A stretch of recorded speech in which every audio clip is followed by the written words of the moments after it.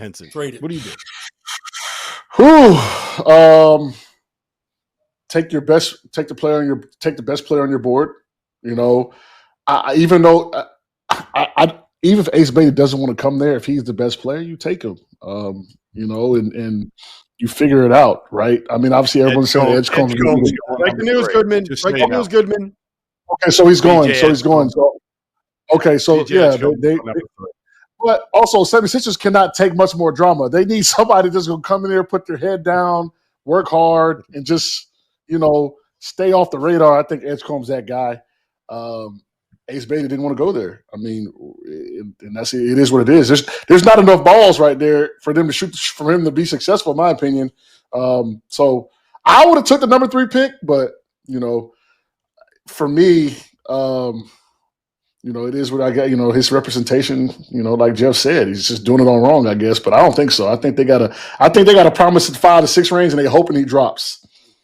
I think it's a good pick. I honestly think it's Flag, it's Hopper, and after this next group of guys, I think it's Ace, I think it's Johnson, Edgecombe, and Malawach, and then after that, I think it's a tick below. I think those for me are the 6 guys that I think can come in and help you in a big capacity in some way, and as rookies. These other guys, I think now we're going to get into more of what's the situation they're being drafted into. I think. Listen, Edgecombe, what he gives them a culture guy, a guy that works at it. He's super athletic. We know that. He's big. He's strong. And ultimately, you've got 2 guys right now that you have they're on big contracts in Embiid and Paul George. You have no idea if they're going to be able to unload those contracts. If Embiid's going to be healthy coming off the knee injury, Paul George, he's not going to be healthy. Good. Spoiler alert: he's not going to be healthy. It's never going to happen. But we know that, right? Agree. So you need somebody you can trust. You need somebody you can trust. Ace Bailey, you can't trust. You don't know what you're getting. You got to take a guy that at least you can kind of build around. He's not going to be a number 1 guy, VJ Edgecombe. He's not. We know that. He's not going to be a great shooter, but he can be a good player. You got Maxey that you're kind of going to build around and hope he can be a number 1 guy, at least a number 1 scorer. McCain can be a good piece. You got to start accumulating good, solid players. And what VJ does is he can guard at a high level, and he is a incredible athlete. Plug and play. He's a plug and play guy that can come in and help you defensively. And you know, I tell kids all the time when they ask them, like, look, if you can play defense and you can defend and get on that court, then you can expand, right? You can show them what you got. But so he'll be able to get on the court from a defensive perspective, and then it's going to be kind of a wild card, right? Can he improve his shooting? What's his creating like? What's his playmaking like?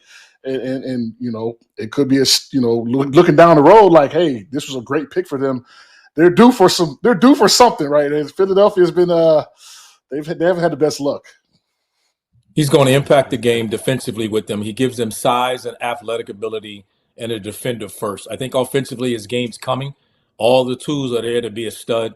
But again, he's coming into a situation, if healthy, again, that's a really good roster of teams. Now, that's as big as if as there is in college and in the NBA is with those 2 guys, with PG and Joel Embiid, with those guys trying to stay on the court.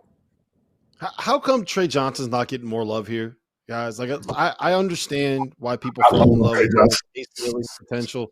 And like VJ Edgecombe, like, I get it. The elite athlete, culture guy, can defend. If you're buying a jump shot, you got a 3-and-D wing right there that could play for 12 years. I get it. Trey Johnson is the bucket getter, man. Like, he is the shooter. He is the guy that can run for days. He averaged 20 points a game in the SEC playing for Texas that looked like they weren't coached last. Like, why are we not talking about Trey Johnson in that same tier? Because I would have taken Trey Johnson. I agree. I mean, I think his issue is not making guys better around him. He's and so, defensively, there's some questions, but he's personally one of my favorite players. You the leading scorer, the best conference in history. Like, that means you got a little stuff to you. I don't care what you say. So, obviously, the scoring is going to translate.